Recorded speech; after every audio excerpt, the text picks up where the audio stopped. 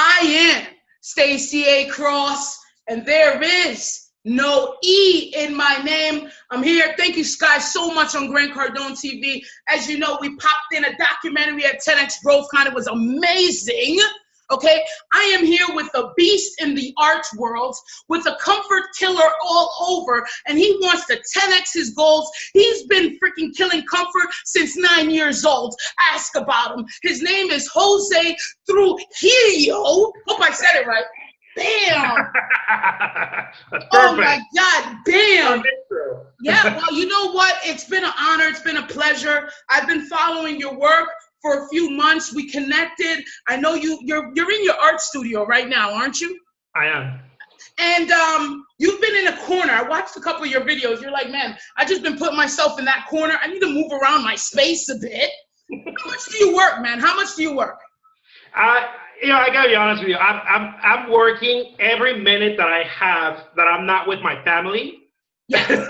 Or yes. When I'm with my family, I have a little boy. My wife helps me package. We're working 15, 16-hour days, if not more. Yeah. You know, it depends.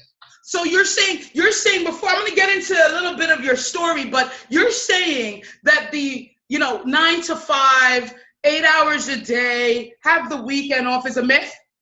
Yeah. If you're going for it, we've been brainwashed to believe that. Absolutely. You know? Absolutely. I'm going to tell you a little bit more about Jose here. Jose was born in Mexico, okay? Brought to the U.S. by the age of 9. So they took you to the U.S.? You didn't have no say in that? They dragged me. They're like, you're coming here. At the age of 14, became interested in painting. Didn't do well in school, okay? So school wasn't your forte, so you decided to teach yourself painting, right? So you're of course you're married. You got a beautiful, beautiful little boy. How old is he? He's 9 years old. 9 years old. So he's at that point when you were changed, right? Yeah. When you got dragged. So you're not satisfied. You're not content. But you're in the artist painting industry, which to me now I'm gonna learn something because that's one of the hardest industry because you're so creative, and then you gotta mix the business, and then your Mother Teresa, and then your freaking Grant Cardone. Which one's gonna work? You know what I mean? So we're gonna talk about it, and I mean, first of all, thank you so much for joining me. It's going to be a fun one. I can see it already. We're going to get into something because I know there's a lot of artists and creatives that need to hear this and how to scale themselves and stop being freaking Mother Teresa's and start getting money for what they do, their talent. Absolutely. What you taught yourself painting. Why? Where did this come from?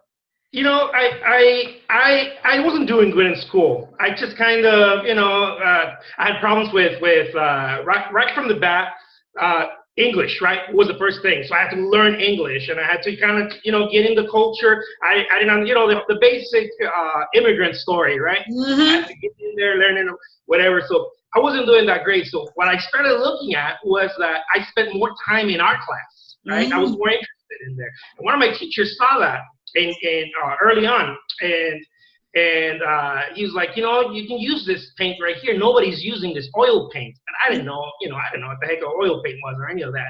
Right. So I started using some of that, and he's like, well, you seem to like it. Why don't you take some of it home?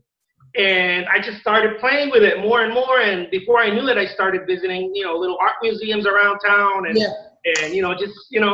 just learning my way in there. And that's, it's been there since. So you know what? But and I spoke to, when I was at the 10X GrowthCon, a son and his father was there. And we're wild, right? We're freaking wild. We want the best of everything in the entrepreneurship world. How was your parents? What was your parents' take on you now? It's like, okay, English, math, science, forget it. This painting thing is what I really like. Did they support that? They, it's like, I feel like it's like most stories. They didn't in the beginning just because the way out is education, right? Everybody thinks that, everybody's, that's the thing you have to do, especially if you're an immigrant. It's like, you got to go get educated. These are the only options for you. Yeah. And when I said, I've seen some cats, like killing it with artwork, and I want to be one of those. Yes. I didn't understand what that was. So I had to kind of, push my agenda there. And my mom was more excited about it. at a certain point, because she was all about commerce, right? She comes from a background of ranchers in Mexico, and they were all about selling cattle and this and that. So she understood sales. So she's like, oh, okay, I get it. You want to go into sales, Put it that way, Ma. Yes. Yeah. So, I mean, when did you find out that you were good enough? Okay, because there's a lot of quote unquote, I want to be a starving artist. And I always wondered why we used to put that on ourselves. I used to rap back in the day, and it was fun to be underground, not too known. To be commercial was to be a sellout. When did you know that you were good enough to start selling your work? When I stopped being horrifically, if that's a word, afraid. I was always afraid. And because I was afraid, I used to tell myself and try to convince others that I wasn't ready, or the world wasn't ready to see my greatness. And that's just it's just a form of fear. And when I decided, you know what, I'm still afraid. I still get those. If I'm not afraid, I'm not doing something right. I gotta be afraid. Every day I wake up and I'm afraid. Should I do this call? Should I go talk to that gallery owner? Should I? Those little things that just puts us on the edge, right? Yep. The moment that I decided I'm not going to be terrified anymore, I started looking at my work differently. I'm like, I'm actually good. I'm actually really good. Yeah. No, we believe so. And first of all, your work ethic is crazy, sir. I mean, you tell me, before and now that you paint more than any other artist you know. Absolutely. Do you got a painting in the background you can show us real quick? Yeah. Let's see what we got. All right, because we're spontaneous, we're comfort killers, we're gonna get it. I want to see what you got, baby. You see all of that on the shelves? Those are pieces, baby. Let's see what you got. Here's one of my abstract pieces. Put it up just a little bit. Got it. Yes. It's one of my abstract pieces. Yes. I do a lot of abstract impressionist type of work. Here's another impressionist piece right here. Beautiful, beautiful. And now, how much does one of those things go for? One of your pieces go for? Well, it depends. I set it for a set prices. Around $4.95. Yeah. And I also auction them. So beautiful. So, I have different stuff going on. I like to mix it up. No, that's great. Now, where could people, first of all, before we go into our second half there, where could people find you? How could they purchase? How could they learn more about you? And on what socials are you on now? Absolutely. I'm at josetrujilloart.com, JOSETRUJILLO art.com. I'm at Twitter also, Jose Trujillo Art. I'm on Instagram. I'm on LinkedIn. I'm on Facebook. Man, you can Google me. Isn't it fun to say that now? Hey, just Google me, bro. Just fucking Google me. We'll have all of that in the show notes with Jose stuff. Now I'm going to go down 5 things that makes you a comfort killer, what you wrote about. And then we're going to get inside the business side of it so we can help as many people as we want, that we can really, that want to move up from the artist space and keep their integrity, but, put it in the universe. Sell it, baby. Sell your stuff. Sell your talent. Get it out there. Get out there. So you say, number one, that you're relentless with following up with your art collectors on the phone daily, okay? Number 2, you still make time for things that are necessary and not fun. I want to know about that, baby. You say, of course, we said you work on marketing yourself and your artwork daily on social media. You show your face, and I know that was a big part of stepping outside your comfort zone, handling fear. You said you were extremely terrified. So each day you're just showing your face and breaking that comfort zone, right? And you just don't work on creating art. You create content, which is huge. And I think this is going to play good for when we turn it into a business conversation. And you work on yourself, self-awareness. This is key for me. Self-awareness is very important for you as well. And you can't constantly ask more of yourself because you're not satisfied. You said it. You're not satisfied. So now these 5 things I think is going to move us now into the business aspect of it for all those artists, for all those quote unquote starving artists, painters, singers, freaking musicians, composers, anything in that creative space. We're going to have Jose share with us how he took it from just painting in his bedroom to now having a studio, right? Right. Well, having a studio, being in galleries, auctioning, selling them for freaking anything he wants, because that's his spirit, that's his consciousness in his work. So tell us, how do you take your business public there? All right. The first thing that I noticed when I started painting, and I started, thinking I'm gonna do this for real. I'm gonna do this every day, and it's gonna become my bread and butter, right? Yes. First, don't let go of your daytime job. Not yet, at least, right? People need to hear it. People need to hear it. The resource center, as you call it, You put it in, you get it out. I love that. Absolutely. That's the first thing. And then I realized that there was a lot of myths out there. There is a lot of myths out there as to what it is to be an artist. Before I went full time, I opened 3 different art studios, and in different stages, right? And I thought that all you had to do is build it, and build it and they'll come. Big mess up. Horrific lie. But we learned they shall come. That is a damn lie, okay? That is a lie. It doesn't work that way. I mean, anyone in the game, long enough realizes that it doesn't work that way. So I started hitting all these walls based on this is the way that you have to. The problem is that I believe that first of all, you talk to other artists. If you're an artist out there and you're like, how do I scale this? How do I start getting some income? And before scaling, how to start getting some, how to start rolling it, doing something so that I can sell a piece here and a piece there. You got to stop talking to artists who are not selling. That's the very first thing. Am I right? Yo, this is so gold. We could just shut this interview off right now and people will instantly do better in their freaking creative space. You're absolutely right. Where are we getting our information from? Whom are we asking the questions? Go ahead, Jose. Thank you for that nugget. Big nugget. Absolutely. And artists tend to get together in groups. It is either very solitary or we get together in groups. And many times we get together in groups just for the BS. We want to be sipping that wine, smoking those cigarettes. The whole bohemian, that doesn't pay the bills. It's like, you can't pay the bills with integrity and passion. You need to go beyond that point. Yo.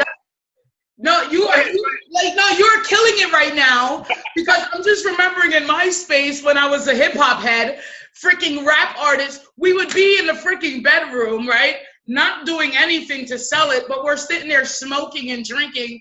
Oh yeah, that's dope. That rhyme was dope. Why aren't we out here? What are we doing, right? Right, and just talking about it, we form these groups to talk about it. It's almost like we need this emotional support because we ain't doing nothing. We're not doing anything, and we're like, who can I talk to? Who else can I talk to that's not doing anything so I don't feel so bad about it? That's what it feels like. So the very first thing I started doing was letting go of these groups. And letting go of this, before you even try to attempt to let go of that mentality, you need to let go of those people. Because if you're not around those people, that mentality will no longer haunt you. Will start, you will start cleaning out that aspect of you, that BS that we were taught, that you have to be this Mother Teresa artist, and you will, we all have this idea of Van Gogh, right? Oh, but look at Van Gogh. Yeah, but he didn't sell anything. What good did it do him? Poor cat, was probably pouring his soul. Not probably. If we go to his, to the museums and the art exhibits, we see that he poured his soul in there. But that's not going to take you somewhere. That's not going to take my kid to school. That's not going to even help me buy more art supplies so that I can repeat the same process. That's Well, what's so funny is that I think that Van Gogh is great. All the artists that really never quite made it was great. Underground, their music was great. They never sold anything. They died before they were even able to appreciate their talents in revert, in an inflow, right? And then I'm like, well, at least they're great because they're telling me how not to do it. You know what I mean? Why aren't we looking at it like that? You know what? Be great, but now don't just sit on it. Just don't talk about it. Let's do something about it because you got a 9-year-old son to feed, right? The lights in this office are bright, and if they turn off, you can't see me. So we need inflow. And plus our innate abilities, and we've been taught somewhere along the line that it's better to be Mother Teresa. But my thing is, what if Mother Teresa had more money? How much more could she help?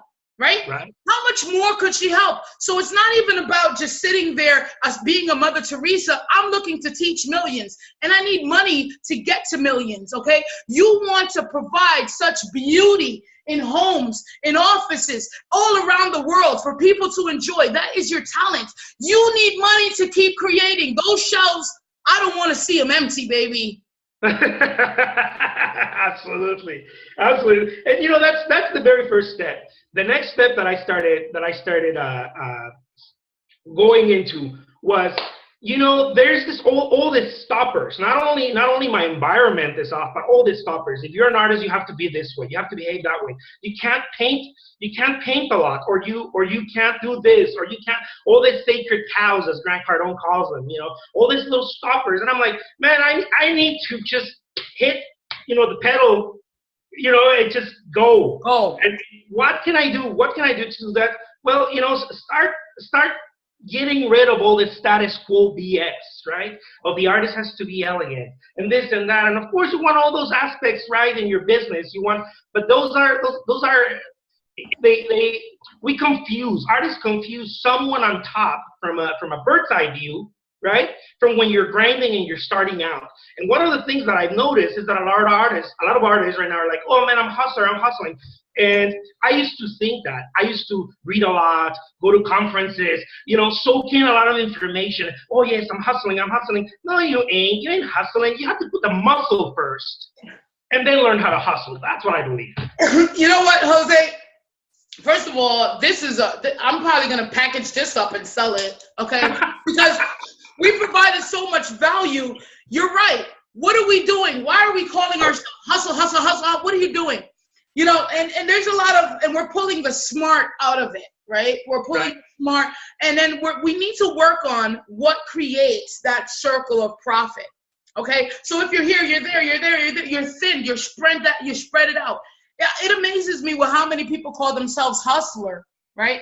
They got to realize that Gary Vee got a whole team that edits, okay? He just works on his craft and moves along to the next thing, and he's working on his thing. So I love what you said about hustler. Let's put that muscle in it first. Let's think about this first. Let's stop the traditional thinking and the conventional wisdom of being an artist. Now, here's the big piece. How much do you sell this for? Because that could scare people, okay? Because your time is so valuable and people kind of deflate that. You know what I mean? So tell me, how did you get into now the pricing portion? The pricing, it really has to do with I believe that it has to do with self-awareness, with having, getting to that place where you actually understand your value. Because many times artists start, when we first start, we do two mistakes. We either go very low or very high. And very high, I don't believe there's such a thing as very high, but you need to know how to sell that higher price. Right. And many times artists don't know how to do that. So we get disappointed because I remember having my first art exhibits, and I would go and just put a painting there and be like, not knowing anything about how to talk to the client, how to get back to a collector or this or that, or and just talking about my work, and I'd be like, that's $10,000 right there, and didn't know how to follow it up or anything. So people would just look at me like, really, you have to be able to present it. Yeah. So it's like you have to know if you got to in any price point, there is a pre, there is a during, and there is a post. And that's why I love what you said with, you follow up with your art collectors, right? There's a pre, there's a during, and there's a post. And people that's in the space, in the art space, they know. Consumers knows hey, this thing, look at this guy selling it. Like, you're kidding me? 10 grand, baby? You can't even shake my hand. Absolutely. So, you're looking down every time you talk to me. You're like, what are you looking down? That's not 10,000, baby. Give it to me for free. Be a Mother Teresa about it. And sometimes that's what artists need to go. I think not everyone, but they need to go through those stages where, okay, if you want to be Mother Teresa right now, be Mother Teresa. Skill up, learn your skills, train, and then start moving up the ladder. Best advice I've ever heard. Best advice, because you're right. You can't jump in there trying to sell the $10,000 piece when your awareness and mindset ain't right yet. Absolutely. Your selling skills ain't right yet. So, and people will know. They know that confident art dealer. They know that confident painter, that confident artist, that they're like, man, this guy means business. Yes, that thing is $10,000. So I appreciate that. So the next thing you said, just to recap, don't let go of your day job because you just don't know, okay? You just don't know. And plus you need the resources to fuel your thing. It's not about, because a lot of people are like, yo, you got to leap off your day job, bro, or you're not an entrepreneur. And burn the boats. I think when people say burn the boats, they're talking about your character, like put yourself in the line. They're not talking about leaving your day job. I love it. You're right. And that's what I teach is like skill up there. You're scared to talk to people out here. Go start talking to people at your resource center, okay? Start building your skills there. Steal their freaking training. They got money. Steal it, And so yeah, I love that. Don't let go of your day job. Skill up there, and then disconnect from those non-actionable people, man, in your life. The same people, you gotta level yourself up. I love that. Level, even if you're with artists. If they're doing this thing over here, level up. Now you're one notch above them. You already created value, okay? I'm not doing what you guys are doing. I'm out here. I'm a freaking businessman, okay? I want to sell my work. I need to make a living, and then get rid of traditional thinking. Get rid of traditional thinking. Now that you're prepared, what's the next thing you did? The next thing that I did is that I started, another one of those sacred cows, right? You can only talk to collectors. Well, when you're starting out, who is the collector? Anyone is a collector. Nobody tells us that. Yes. We're looking for this mythical unicorn, or the art agent. Where's the art agent? Yeah, musicians have that problem too. You know it, right? Like, where's the A&R? I need the A&R. Okay, like what the hell? If someone could if someone could just represent me, I need to find that cat. That cat that's gonna do it for me. Right. Right. What I started doing was like, who is walking? Someone's walking. That could be my collector right there. Let me go talk to that person.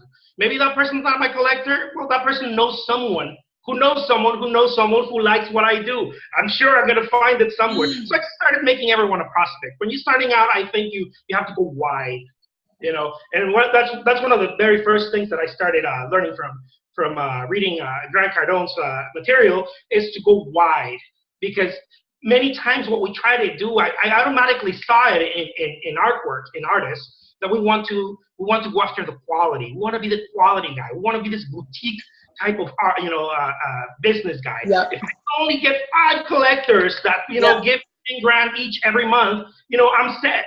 But it doesn't. You don't start from there. Nobody starts from. Who starts from there? Whoever's saying they started from there, I think they're lying. We'll start from the. They're lying.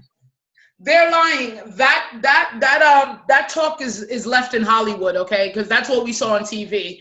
I love what you said. Go straight to the source, man. Go straight to the source. We don't want a Hollywood myth upon us. The A&R, the art collector, the art dealer. If I could only be represented. Yo, that person walking down the street, okay, is a prospect. Go wide. I love that. Yeah. Go ahead, Stacey. No. I was gonna say I'm into it. I'm writing down notes, though. I write down notes for everything. So yeah, go into. So after you go wide, now everyone is your prospect. You start skilling up, and then you start recognizing who's got the money. You're gonna make me walk off the stage completely. Okay, completely. This is so amazing. This thing, guys, is jam packed with freaking nuggets and golds, baby, golds. Bars of gold. Oh, baby, the richest man in Babylon is right here.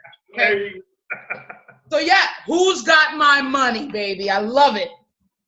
And that takes more skill, right? We want to start from there. That's the problem, that we all want to start from there, but that takes more skill. It takes learning the game. It takes recognizing. It takes learning how to sell. It takes all these things. It's not one thing. I used to think, oh man, if I can only get an email list. I cried. I kicked. I was so upset years. I was like, if I could only get a mailing deal, because I was a reader, right? I was that type of guy who was like, let me go to that conference and learn a little bit more, because I just know that if I know that, it's all going to change. Yeah. And then I realized it's not going to change if you don't change yourself and everything about you. Everything. 360, dynamic. Let's go. Yo, right? Jose, stop. Just stop, okay? Because my screen is burning up, okay? It's in flames right now. I told you, I'm gonna repackage this and sell it. You think I'm playing games. And I'm gonna name it All Starving Artists Should Hear This. And give it to them. You're right. At each level, and this is what I love about it, because it's layered, it's foundational, it's like that pyramid, right? Each level, the basic human needs, right? We gotta eat, we gotta breathe, we gotta eat, we gotta freaking have shelter. Basic. We cannot try to get self-actualization if we don't have food in our mouth. I need to eat, I'm starving. This doesn't make any sense. So I love how you did it with the layers. First of all, keep your resource center, then you add another nugget, then you start learning something else. Disconnect. It just builds you, keeps building you, so you get to the point where you need to skill up on who's got my money, honey. You're right about email lists, right? We listened to the freaking podcast, we read the book. All you need is A, B, C. 3 simple steps to become a great entrepreneur online in digital marketing. All you need is this, A, B. And then I went out and got it. I bought into the script. And then we realized that we couldn't even sell our mama, right? We couldn't sell the people around us. How the hell are we going to sell some no-name person we don't know nothing about? We don't even know who they are. Start with your base, your power base is what I call it, man. Go ahead. Absolutely. Well, that's the main thing. I think that the other aspects of it have to do with more what would be considered, I guess, more precision type of education. Yes. How to follow up, correctly, how to use social media, how to do it consistently, and how to mass produce. What can you mass produce at what level? It may not be your artwork, because of course you're in business and you can't do that. But what is it? Content, right? That kind of stuff. Where can you pour more than others? That's one of the things that lately, right? I've been learning more, and even beyond that point, not only where can you produce more than others, but where can you actually start doing things? Because many of us, we have so much knowledge. We know how to do this, we know how to do that, or a lot of artists, and I'm sure that not just artists, but we're content receivers, where we go there and we try to suck in content from everywhere, but we don't really start applying anything. And I think that once we learn how to start applying, even if it's 2 or 3 things a day. It may not be 5 things. You may not have the character to do 5 things a day strongly. It may be 1, 2 things, 3 things to start out with. That's going to change your life, because most of us don't apply things. I think that's the bottom line. We just don't apply things, We just consume content all the time. Right. You're right. Application and implementation, really, it scares people because it requires some action. When you're listening, you're inflowing, you could kind of like, okay, you're relaxing. There's no doing in that, even though listening is a part of doing, but still the actual picking up something and creating it, the actual implementing what you've learned, it requires some work. And that's where you come in and you start killing comfort, because those things consistently over time builds discipline. Discipline consistently over time builds a habit. And then now you don't even have to think about doing it, baby. Like when you get up, when you jump up in the morning and you run to that studio, it's a habit. It's a habit now. Before I used to stop, think about it. Oh my God, this is what I gotta do. Okay, all right, I don't want to do it. I'm gonna go freaking do something more comfortable, like watch zombies on TV. So I want to build a habit. And Elena Cardone said this. Elena said, you know what? I don't go off of motivation. I go off of discipline. When I heard that, I knew it, because motivation got us moving. But at the end of the day, what keeps us going is discipline. So I love building new habits and making sure that I could just do it without any use of this. I want to minimize the brain usage so I could go about doing my thing. You know what I mean? Jose, absolutely. How many? Your top 3 goals right now, okay? And these are huge. So the first one is to take care of your family and provide massive value. And I love what you said, both emotional and financial, economical, financial, okay? Financial. That's my Jamaican in me. The second is to take your sales from 6-figure to 7-figure in annual sales, which is huge, okay? And then to puncture the market, to just freaking puncture it, and make an imprint on your brand. So I love your top 3 goals.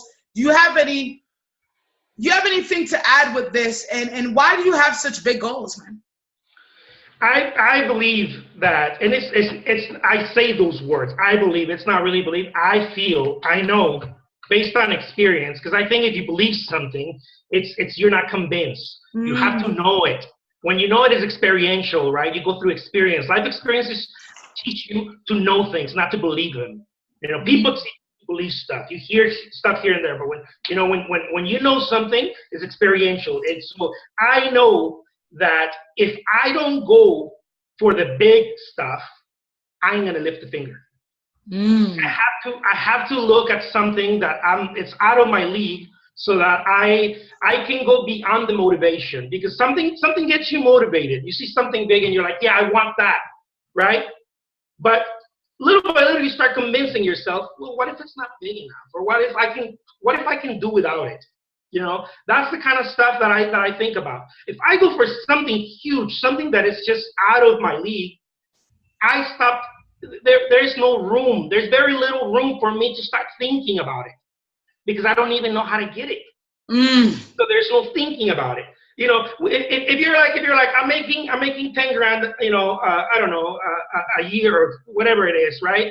And I can see, I want to see how I go to 20 or to 15 or whatever. You can start thinking about it. You're like, well, if I do this, and that, and of course there's part in that, right? There's a process, right? You're not going to go from 1 million to 10 million just because, right? You go to 3, 4, but your goal is 10 million, right?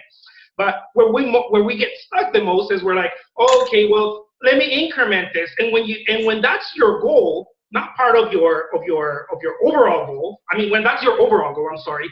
You know, I want to get from 10 to 20. You start thinking about it, and you start psyching yourself out, and you're like, well, maybe I don't need to work that much, because 10 grand more. You know what I mean? Yeah.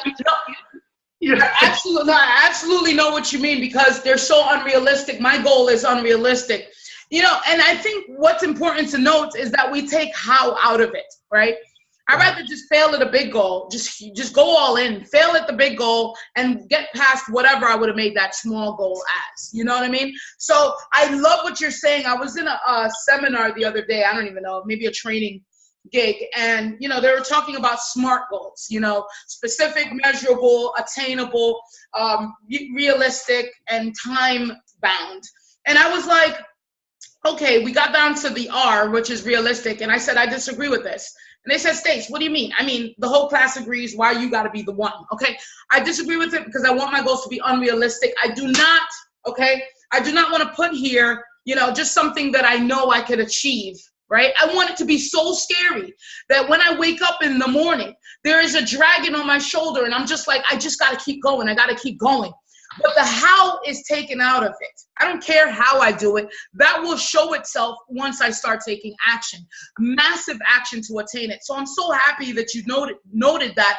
And I love your top 3 goals. And if there's anything that we could do, the Comfort Killers could do to help you reach that, that's what we're doing. Because our goal in life is to teach millions how to get uncomfortable. Now, before we sign out, I just want to recap my life with Jose, okay? Because we touched on a lot of points, but if there's anything, and I'm going to give you 3 words, Jose, 3 words, and I want you to tell me what comes to your mind first, okay? And that's so I can know what you're thinking here. This is that little association game I play once in a while. All right, so I'm gonna give you the first word and you just shoot me. Tell me what you got. Success. All in. Damn, this guy's ready. Oh my God. Comfort. Never. YouTube. YouTube? Every day. I love it. I love it. See, that's what I'm talking about. Success, all in. Comfort, never. YouTube, all day. And the reason I said YouTube, because that was your biggest uncomfortable moment when you had to get on YouTube. So going on YouTube was freaky for you, right? Freaky as an artist. You know, the more we do it, right? That's really the way out. I hear all these people. I know we're running out of time here, but I hear all these people say, artists, I'm not good at it. Well, it's because you ain't doing it enough, son. That's the problem. You're not doing it enough. That's why you're not good at it. I also hear people say, I'm not inspired. You're not inspired because you don't go into the studio. Nobody goes inspired. You go in there, and then as you start doing it, you get inspired, and then you do more. Well, I love your energy. I think if we were in the same room together, we would just freaking implode the place, bro. So yeah, you're in California, right? I'm in Arizona. I'm in Tucson, Arizona. Arizona. I knew it was somewhere with nice weather, but you're in the hotter part of town.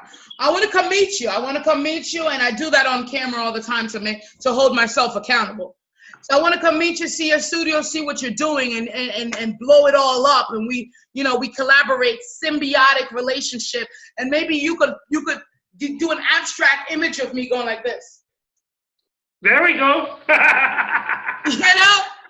Comfort killer. Anything else you want to know before we sign out, Jose? It's been such a pleasure to hang with you today, learn more about your business and what you do. As I mentioned before, Comfort Killers, the show notes will be available with the entire thing. We don't have to go over where you can find them again. I'll put that in there. But anything you want to leave, anything you want to note, your mantra, go ahead.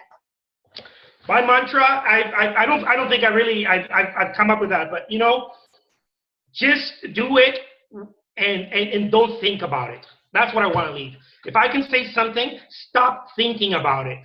That's it. That's it. I love it.